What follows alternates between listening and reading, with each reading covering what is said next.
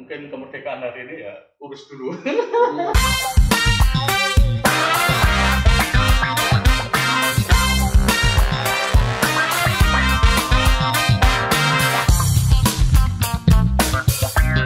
Assalamualaikum warahmatullahi wabarakatuh.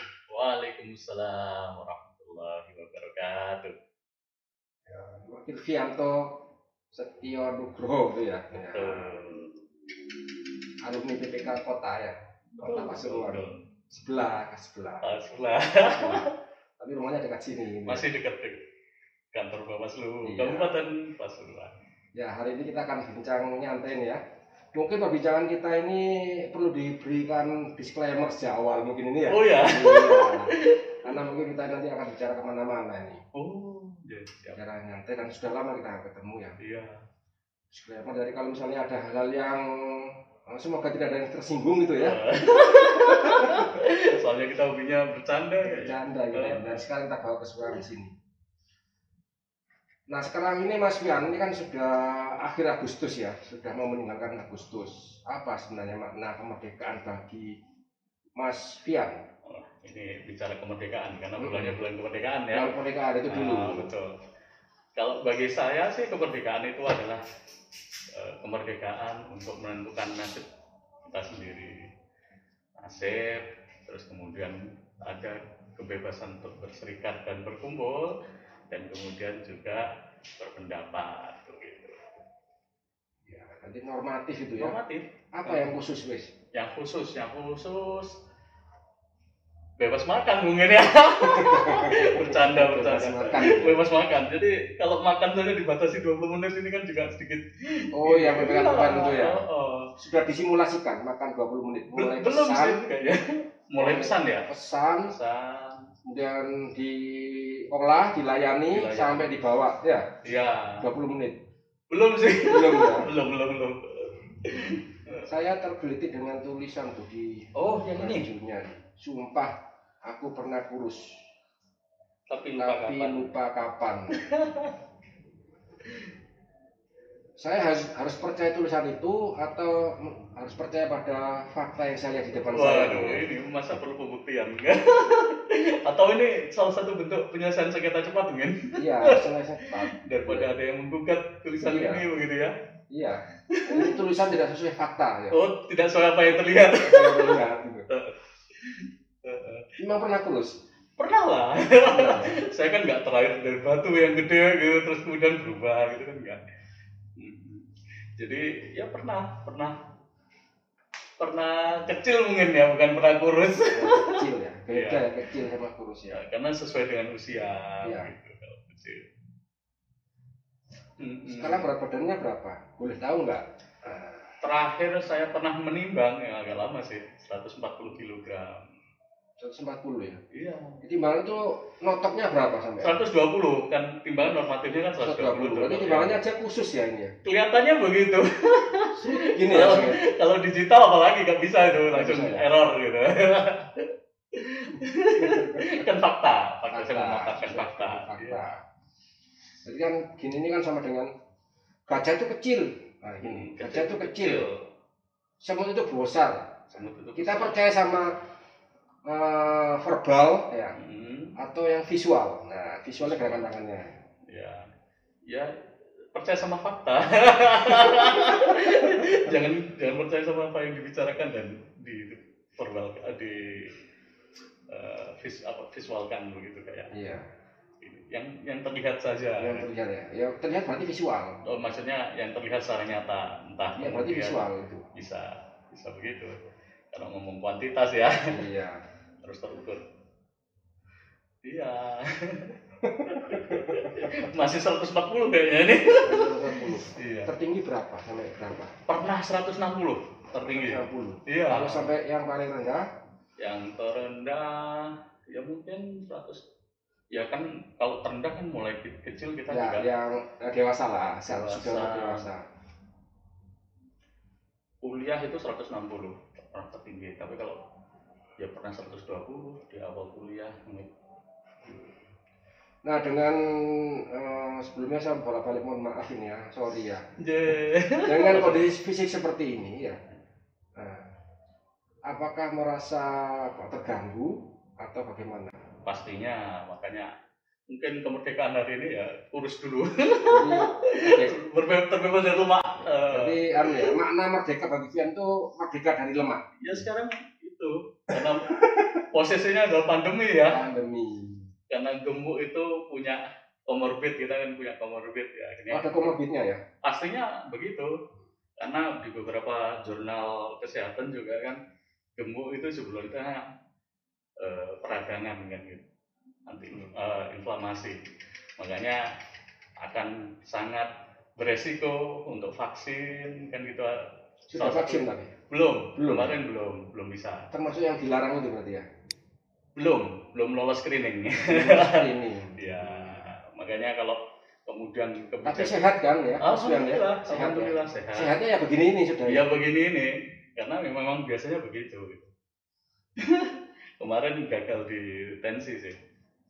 Kenapa tensinya? Pas kebetulan kan kursinya nggak ada, terus Pak memang sengaja memanas kan, akhirnya gerak-gerak dikit sambil peregangan otot karena harus berdiri gitu, akhirnya malah tinggi gitu tensinya. 100 berapa? Sistoliknya itu 180, sempat 180. Makanya ditolak. Cuman istirahat 20 menit langsung nggak nyampe.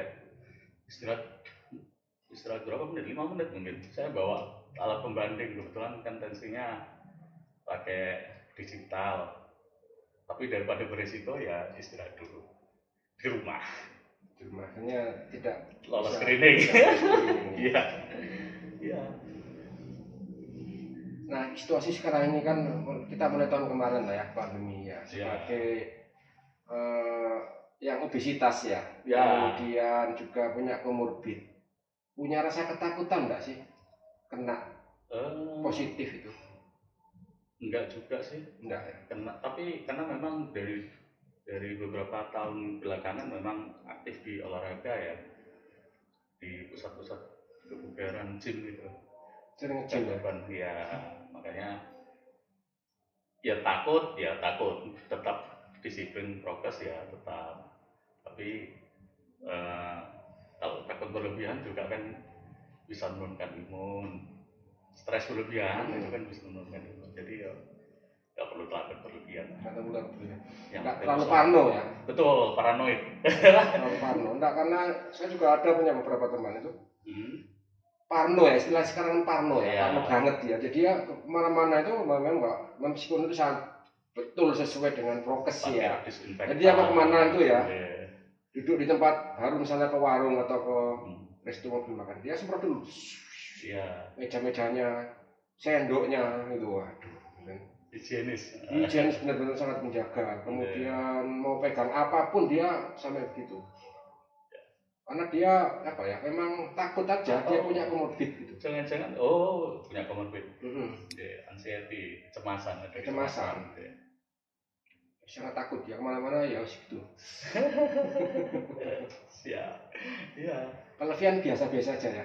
Karena saya memang basisnya dari pernah belajar tentang psikologi ya, memang ada kan kita belajar tentang psikosomatik, bagaimana peran mental terhadap kesehatan, berpengaruh terhadap tubuh atau tidak. Makanya kita harus tahu bagaimana menyikapi. Hipnoterapis itu lah atau apa itu? Begini, jadi kalau kita stres itu kan mengganggu mulai dari metabolisme, endokrin kita atau masalah hormon, akhirnya terus juga antibody dan sebagainya. Makanya lebih baik tidak tertekan gitu, tidak stres gitu. Kita kan sudah biasa ya melakukan coping stres gitu, macam-macam coping stres atau meredakan stres itu caranya banyak. Salah satunya nge-gym. Kalau saya stres biasanya memang olahraga ya, angkat beban. Nah, kalau itu kan saya pernah dulu ya, pernah terlibat tahun berapa itu yang SD Gentong. SD Gentong ambruk itu kan saya lihat Vian juga memberikan terapi kepada anak-anak sekolah itu ya. Betul. Untuk tujuannya apa? Melupakan kejadian itu kan? Post traumatic stress disorder, stres pasca trauma. Tekanan atau stres pasca traumatik, pasca kejadian ambruknya itu. Itu pulihnya berapa lama kira-kira ya kalau begitu itu? Kalau pulih ya pasti namanya pulih selamanya. Enggak, proses apa ya? Proses recovery-nya itu ya saat itu juga langsung bisa ya? Sangat mungkin. Karena yang kita rilis kan stresornya. Stresnya ya, bukan stresornya. Kalau stresornya kan sudah terjadi. Sekolah ambruk stresor. Stresnya adalah misalnya dia tertekan dengan suara, asosiasinya begitu kan. Ada yang meninggal. Terus sehingga dia tertekan dengan kejadian itu. Nah, itu emosi itu yang kita rilis bahwa sekolah yang sekarang lebih aman, lebih nyaman, terus konstruksinya sudah kuat, tapi itu diperkuat di alam bawah sadar sehingga bisa lebih kuat 9 kali lipat daripada kondisi sadar gitu. Alam bawah sadar ya? Ya. Nah, sekarang ini Mas Fian sadar ya kalau kondisinya seperti ini? Oh, sadar. Sadar ya? Dengan berat 140 kilo saya masih sadar. Sadar ya. Berat sekali. Kalau nggak sadar mungkin yang ngangkat harus banyak orang. Banyak orang guys. Saya juga mikir kalau misalnya drag barnya kecil itu gimana ini kan? Mas Fian nih ya. Siap. Ini kan lemak itu bisa diukur nggak sih? Lemak di dalam tubuh itu bisa diukur ya? Bisa terukur. Apa nama ukurannya itu apa? Saya nggak begitu paham sih soal itu. Kan ada jangka biasanya yang dibuat mengukur lemak itu kan. Misalnya di perut gitu kan? Ya, bisa dengan lipatan kan. Kemudian ada kalau darah, tensi darah ya angkanya 110 misalnya sampai 100 berapa yang normal gitu ya. Berat badan juga ada angkanya. Ada massa otot, massa lemak. Terus yang sekarang ini karena pandemi itu adalah kadar oksigen dalam darah, saturasi itu juga ada angkanya. Betul. Kalau lemak juga ada angkanya? Ada. Kalau nggak salah ada. Itu kan kalau nggak salah ada alat ukur ya. Kalau sekarang sudah elektrik semua. Jadi cukup dengan sensor. Oh, ada kadar air, kadar lemak. Kita sudah kelebihan lemak berapa persen itu ada. Nah, kalau Mas Fian ini termasuk apa kategorinya? Apa ya, overweight mungkin ya? Overweight ya? Iya. Ya, di lemaknya itu ada angkanya berapa gitu? 50%. 50%. Kelebihan ya hampir 2 kali lipat gitu. Normalnya berapa? 8 manusia itu. Kalau berat badan saya dengan tinggi sekian itu sekitar 80-an kalau nggak salah. Kadar lemaknya? 80 kg berat badan ideal. Oh, jadi diikutkan apa ya, proporsional, tubuh proporsional itu ya? Betul. Yang tinggi badan dikurangi berat badan itu? Iya. Enggak, maksud saya mungkin ada ukurannya tersendiri untuk yang lemak itu, kadar lemak di dalam tubuh manusia itu. Banyak ya, ada lemak darah yang namanya trigliserid itu kan. Itu ada normanya juga, saya nggak hafal juga, trigliserida. Terus kolesterol itu kan juga jenis lemak ya. Nah, kolesterol itu saya dengar itu ya. Ya, LDL, HDL. Ya, lemak apa? Kan. Lemak baik, lemak jenuh sama lemak tak jenuh. Oh gitu, lemak jenuh tak jenuh. Itu kan juga lemak yang ada di dalam tubuh, biasanya diukur lewat darah. Nah, kalau ini ini kan yang sudah mengendap di lipid ya, di bawah kulit, sekitar kulit. Mas Fian menikmati dengan kondisi seperti ini? Ya, gimana ya? Sementara disyukuri, tapi ya harus berkurang karena itu tadi lemak adalah orang gemuk adalah kondisi sakit tetap, karena ya itu tadi jurnal penelitian kedokteran kan gemuk itu inflamasi atau peradangan. Mas Fian percaya enggak kalau gemuk itu sehat? Enggak percaya. Enggak ya? Enggak. Dulu kan saya pernah ada komunitasnya itu. Oh ya. Ada komunitasnya, jadi juga pakai kaos begini nih. Oh ya. Gemuk itu sehat. Jadi anggotanya itu orang-orang yang overweight itu. Ya percaya bahwa ya gemuk ini hanya meskipun dia gemuk tapi tetap sehat, makanya tetap tak terkendali gitu kan, tetap apa saja masuk gitu kan, enggak ada olahraga dan sebagainya. Wah, itu repot ya. Kalau saya masih berkeyakinan gemuk itu terus gak sehat. Gak sehat ya. Saya sepakat kalau itu inflamasi. Kalau makannya apa? Normal? Apa Banyak, berlebihan? banyak dong. Banyak. banyak. Kalori inteknya banyak memang. Saya suka makan. Suka makan ya. Mm-mm. Ada keinginan untuk seperti tulisan itu? Oh iya. Lulus? Cuman kapan itu masih Ya, harapan. kapan ini? Masih harapan. Ya, harapan ya. Betul. Iya. Nah, saya lihat itu kan ada ya beberapa metode ya. Oh iya. Metode yang dipakai. Ketogenik. Heeh. Oh ini makan lemak yang banyak. Kalau Deddy Corbuzier itu UCD ya. UCD, jam makan dia. Jadi Oh, satu waktu makan manusia sekuat-kuatnya sudah. Tapi Ya. setelah itu dia harus berhenti makan sekian jam. Ya, Bertahap jam. saya lihat itu ya. Ya. Misalnya dia 5 jam. Kemudian setelah berhasil, minggu berikutnya dia naik menjadi berapa jam. Sampai dia kuat makan selama 18 jam. Ya, 18. Intermittent diet. Ada yang modelnya juga kayak Dewi Huges ya. Ya. Dewi Huges itu sekarang kalau lihat itu pangling gitu. Betul-betul lepas Iya. karbo Dia itu ini ya.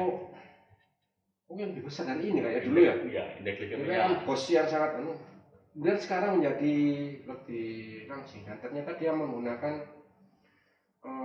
intinya sih vegetarian. Vegetarian. Dia nggak makan nasi. Iya, lepas karbo yang nasi ya. Tapi karbonya yang lain. Kalau saya Kompleks. belum makan kalau nggak makan nasi. Oh ya, sama kayaknya.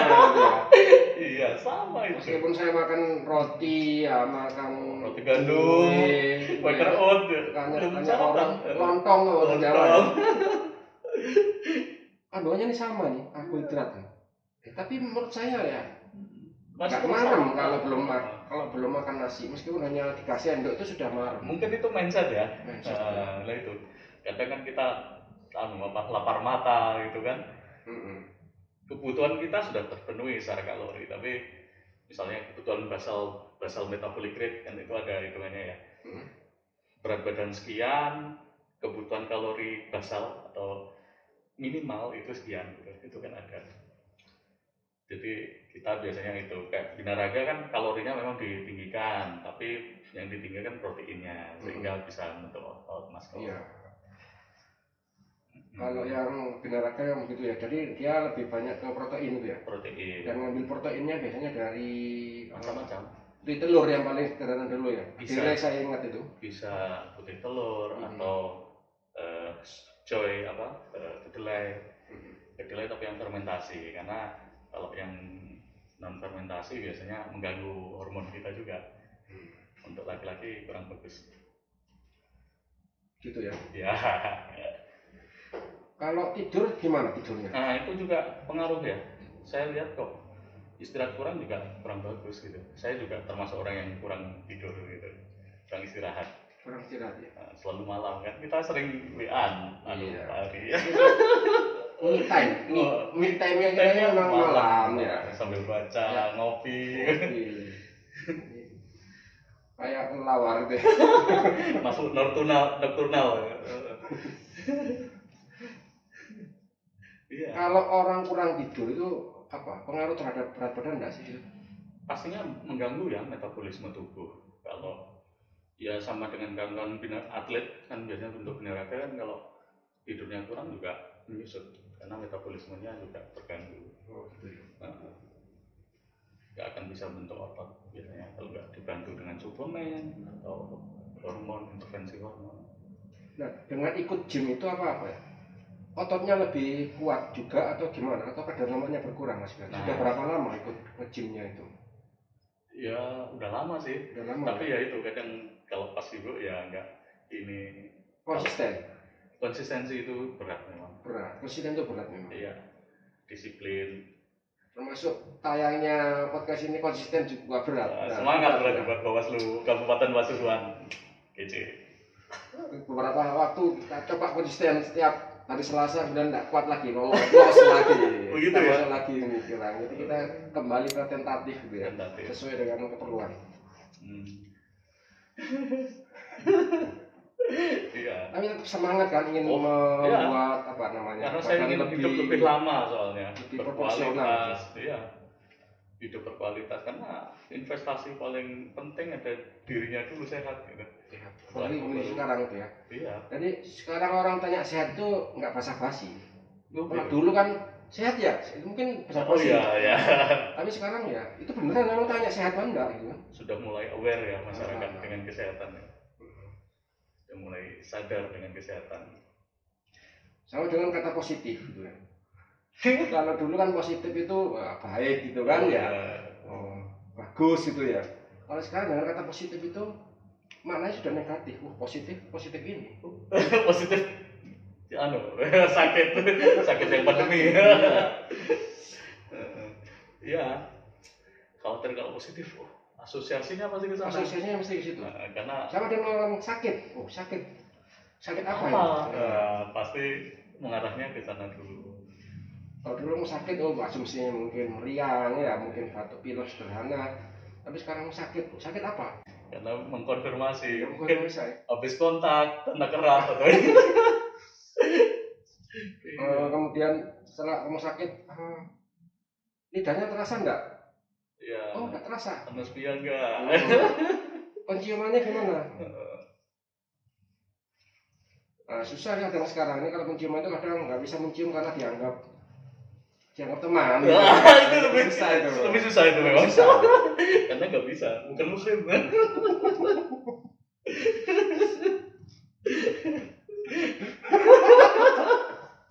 Jadi harus jelas statusnya. Harus jelas. Dibawa konfirmasinya itu harus jelas, konfirmasinya. Dibawa kembali lagi ke tulisan itu. Konfirmasinya itu berarti kurus itu bukan, itu kurus berarti segera tulisannya atau memang sesuai dengan fakta. Oh, ini mengklarifikasi ini ya. Harus jelas. Karena memang ya kalau ngomong kurus, kebetulan saya kecil juga lahir dari rahim seorang ibu gitu kan. Jadi muncul juga nggak mungkin langsung besar. Tiba-tiba langsung besar. Oh iya. Gitu. Kalau di kartun kan ada yang namanya baby Hui gitu kan. Kan nggak mungkin misalnya lahir langsung besar gitu. hanya imajinatif saja maksudnya itu. Jadi memang benar saya pernah kurus. Sesuai dengan tubuh kembang. Kalau naik motor itu bannya nggak pernah sambatan ya? Aduh, jauh gak sih? Kalau sambat kan ya nggak mungkin. Tapi kalau tiba-tiba terjadi semacam kawatnya lepas, robek itu ya pernah. Apa pernah mengalami situasi yang kemudian akhirnya dampak sebagai gemuk? Pernah, misalnya pecah pembuluh darah karena terlalu berat, itu pernah juga disurutan misalnya, atau pembuluh darahnya pecah? Iya. Di bagian mana? Kan tertekan berat badan itu juga, terus cedera otot lah, ada memang beberapa kali juga. Apalagi kalau kita kadang kan semangat nge-gym ya, kita lupa kalau berat badan kita itu berlebih. Itu kan bisa cedera juga kalau nggak hati-hati, kalau nggak lupa diri. Sudah terlanjur semangat karena masih muda, hajar, ternyata tubuh kita kondisi tubuh ya tidak memungkinkan, otot kita nggak kuat. Kalau olahraga yang ringan misalnya jalan kaki itu pernah? Nggak suka memang. Dari dulu memang nggak suka kardio ya, latihan kardio. Saya suka latihan beban. Suka latihan beban? Iya. Karena bagi saya misalnya kardio hanya membakar saat itu saja. Misalnya pakai HIIT jadi lari jalan itu memang efektif ketika waktu latihan exercise. Tapi kalau beban kan kita mengangkat beban. Nah, otot kita kan rusak tuh. Ada sobekan-sobekan kecil atau ini. Nah, ini kan di recovery ketika kita istirahat. Jadi metabolismenya berlanjut terus. Kalau saya sih sependapat dengan teori itu. Begitu. Jadi kita tidur aja metabolisme berjalan gitu. Tapi kalau habis olahraga itu memang enak tidur. Oh ya. Dia kondisi tubuh perlu istirahat. Betul. Tapi kalau overtraining ya malah susah tidur, kan detak jantung masih berdebar ya. Masih terbawa adrenalin gitu. Oh, saya belakangan kowes. Oh iya Mas Ari. Kowes. Waduh. Jauh. Ya kurang lebih jaraknya 10 kilo sampai 15 kilo. Rutin. akhir pekan. Ya tapi rutin. Rutin. Wah, mantap. Iya, sekarang sudah banyak yang mulai sadar dengan kesehatan. Apalagi dulu pernah ada tamu saya di sini. Ya. Yang penyintas. Ini pernah nonton ya? Iya. Penyintas. Saya ngikut podcast Bawaslu soalnya. Terima kasih ya. Sudah subscribe, jangan lupa ya. Jadi beliaunya pernah penyintas, kemudian dia sehat ya, kemudian dia goes. Goes. Dan saya akhirnya terinspirasi itu juga. Iya. Saya coba goes, saya coba keliling dari setiap 1 minggu. Saya pakai aplikasi itu yang bisa terukur. Oh, terukur. Relief. Relief. Jadi ada jejaknya kelihatan. Iya. Jadi hari itu kemana saja, mulai jam berapa, berhentinya di mana, kelihatan. Nah, kalau untuk saya misalnya goes kardio itu juga harus hati-hati. Nah, jadi begini, misalnya ada ya hitungannya ya untuk bagaimana kita memacu jantung ketika usia sekian. Itu ada. Oh iya, saya bukan termasuk pembalap. Iya. Ya, saya kok nyantai. Khawatirnya kan biasanya kan kalau goes bareng gitu kan. Enggak, saya sendiri. Oh ya, mandiri ya. Enggak ikut klub. Memang. Jadi kan ya kita ya. Suka-suka aja kan, jalan ya jalan, kita butuh istirahat ya kita berhenti, minum, kemudian jalan lagi.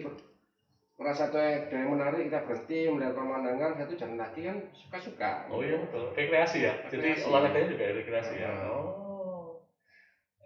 Ya kadang lewati jalan-jalan kota, dan kadang saya masuk di daerah jalan pedesaan untuk lihat yang hijau-hijau. Iya.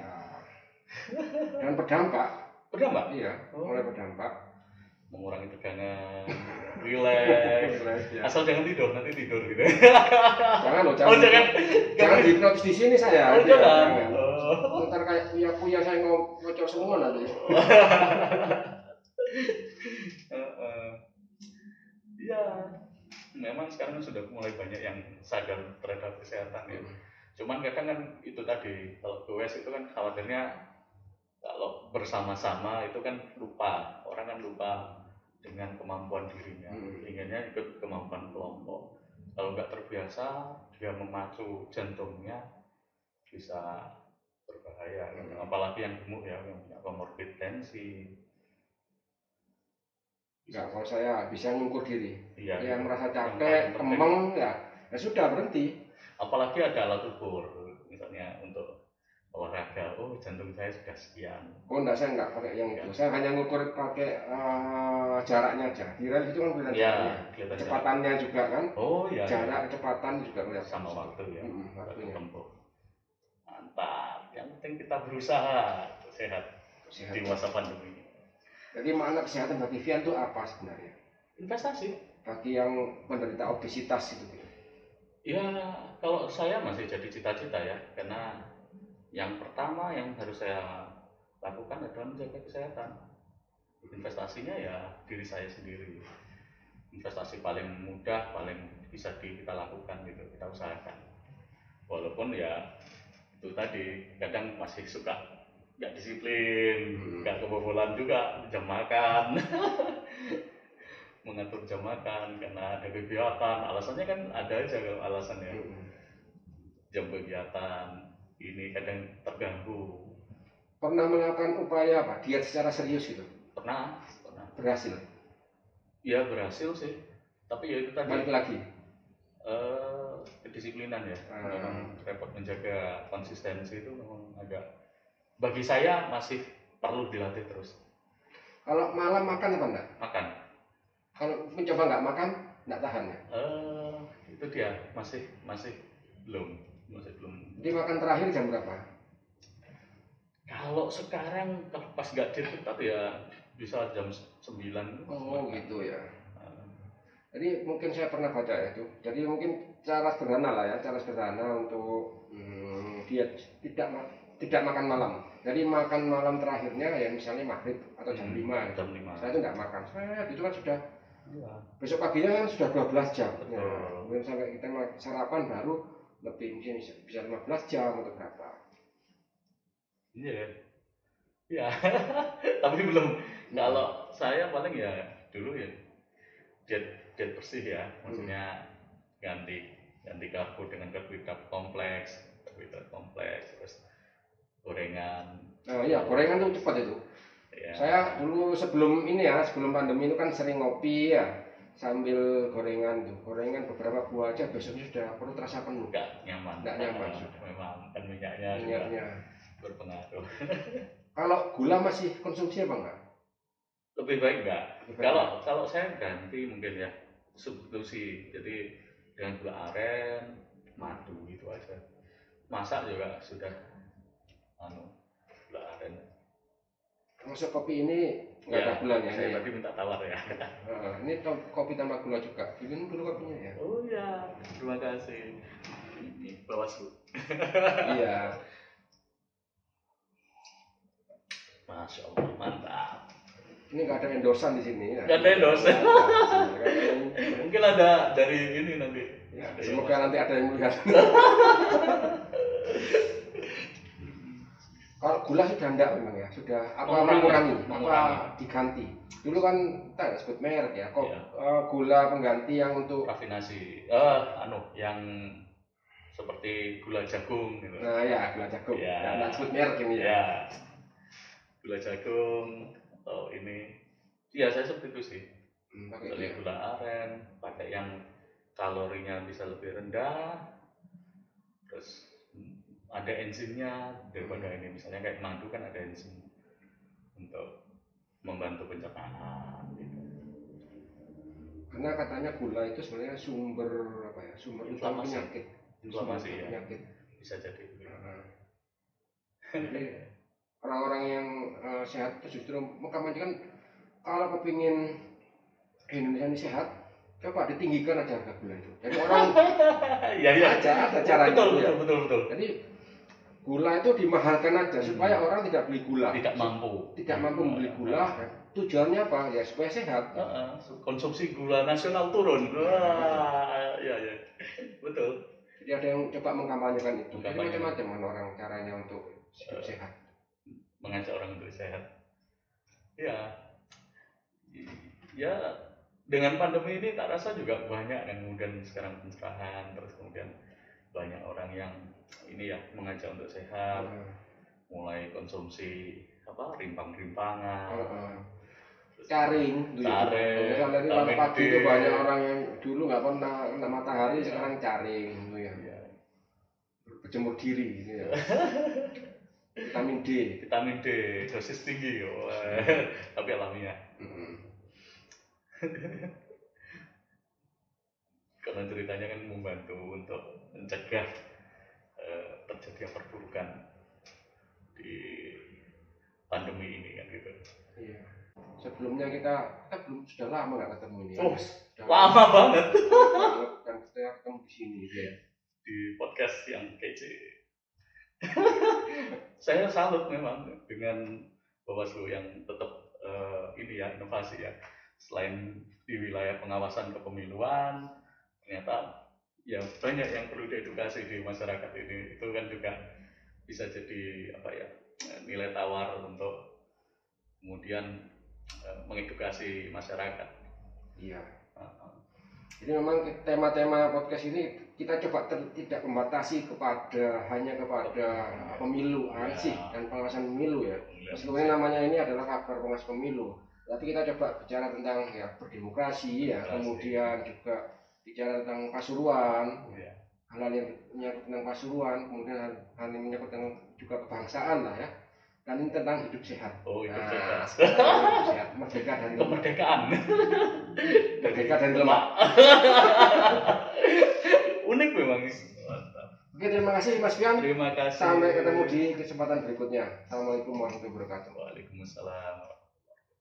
Bertugas untuk